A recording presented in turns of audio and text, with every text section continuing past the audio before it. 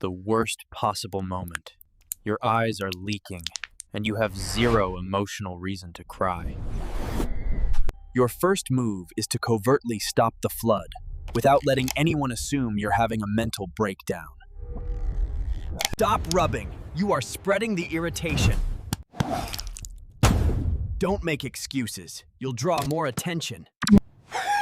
Tilt your head back slightly and look up. This helps close the ducts. And encourages the tears to drain harmlessly down your throat. Success!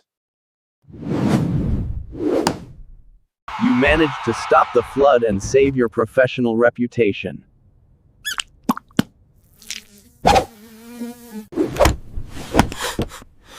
Now, next time, maybe just check for severe allergies before you walk into a presentation.